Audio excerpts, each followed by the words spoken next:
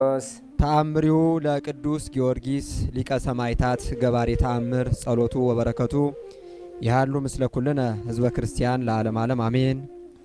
ጸሎቱና በረከቱ ለዘላለም ከሁላችን ከህዝበ ክርስቲያን ጋር ይሁንና ገባሬ መንክራት ኃያል ሊቀ ሰማዕታት ቅዱስ ጊዮርጊስ ያደረገው ተአምር ይህ ነው። በፍጹም ልቡ ሊቀ ሰማዕታት ቅዱስ ጊዮርጊስን የሚወድ አንድ ግብፃዊ ሰው ነበር። ከፍቅሩም ብዛት የተነሳ እጅግ ያማረ ቤተ ክርስቲያን አሳነጸ። የእግዚአብሔር የሕጉን ታቦት ለማስገባት በፈለገ ጊዜ ከሃዲ ንጉሥ መጥቶ ከሚስቱ ጋር ቤተ ክርስቲያኑን መኖሪያው አደረገ። ቤተ ክርስቲያኑን ያሳነጸው ይህ ሰውዬ በችኮላ ሄዶ ለሊቀ ጳጳሱ ነገረው። ሊቀ ጳጳሱም ተነስቶ ወደ ንጉሡ ሄደና ለምን የማይገባ ሥራ ትሠራለህ? ቤተ ክርስቲያኒቱ የታነጸችው በኃያሉ በሊቀ ሰማዕታት ቅዱስ ጊዮርጊስ ስም ነውና አለው።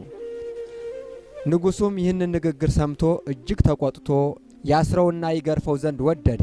ሊቀ ጳጳሱም እጅግ አዝኖ ዓይኑን ወደ ሰማይ አቅንቶ በጌታችን በኢየሱስ ክርስቶስ ስም ኃያሉ ሰማዕት ቅዱስ ጊዮርጊስን እንዲህ ሲል ማለደው። አንተ ቅዱስ ጊዮርጊስ ሆይ በዚህ አላዊ ንጉሥ ላይ ኃይልህን የማትገልጥ ከሆነ ከማኅበረ ሰማዕታት ጋር በእግዚአብሔር ፊት አትቁም እያለ አማጸነ። ሊቀ ጳጳሱም ይህንን እየተናገረ ሳለ ገባሬ ተአምራት ኃያሉ ሰማዕት ሊቀ ሰማዕታት ቅዱስ ጊዮርጊስ በግልጽ እያዩት በነጭ ፈረስ ተቀምጦ በሰማይ ላይ እንደ እሳት እየተንበለበለ በድንገት ከተፍ አለ።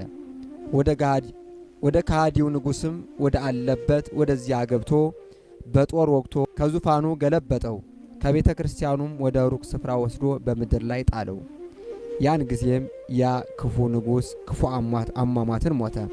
ሚስቱም እንዲህ ሆና ሞተች። የሚንቀሳቀሱና የማይንቀሳቀስ ንብረቱን ሁሉ በተነው፣ ከቶ ምንም የተረፈው አልነበረም። በዚያ የነበሩት ሰዎችም ሁሉ ታላቅ ፍርሃት ወደቀባቸው፣ ፈጽመውም አደነቁ።